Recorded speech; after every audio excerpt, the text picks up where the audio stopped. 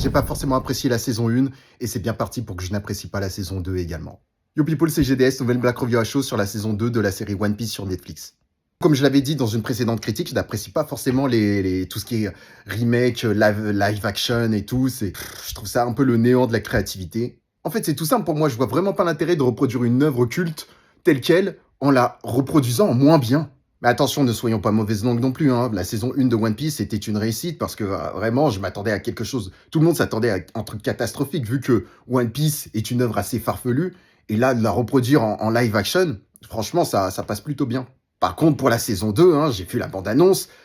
Ouah, là, il y a beaucoup de défauts supplémentaires qu'il n'y avait pas forcément dans la saison 1. Déjà, premier point négatif, c'est concernant le jeu d'acting de l'acteur qui incarne Luffy. Là, il a des expressions lorsqu'il s'énerve. Je sais pas, c'est genre... je sais pas, ça passe pas.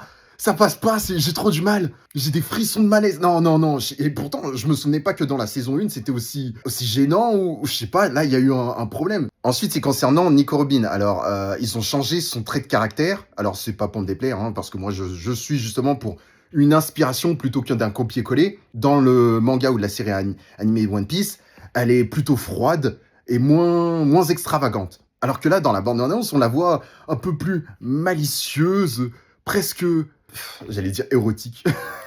Pas du tout, c'est pas ce que je voulais dire. Mais on dirait Catwoman. Voilà, c'est ça. C'est le même trait de caractère que Catwoman.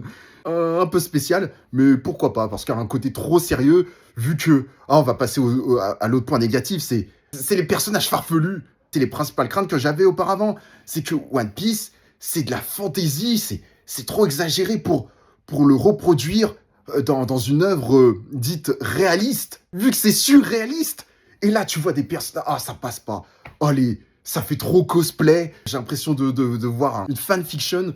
C'est difficile dans ce saison 2 et même dans les prochaines saisons parce que ça va aller de mal en pis. Il va falloir plus de budget, plus d'effets spéciaux. Et pour les séquences de combat, on va dire que à ce stade-là, ils sont à leur début, donc ils sont plutôt lents. Au bout d'un moment, mais même à ce stade, il y a des actions, des attaques qui sont plutôt rapides.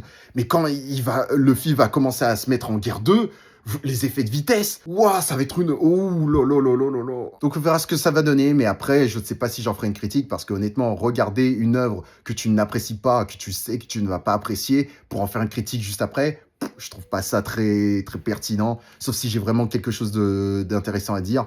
Dans ce cas-là, oui, mais sinon, je laisserai ça aux autres. Bref, n'hésitez pas à mettre un like et à laisser un commentaire pour me donner votre avis, et à vous abonner pour ne rien rater. C'était GDS, on se dit à la prochaine, people. Tchuss!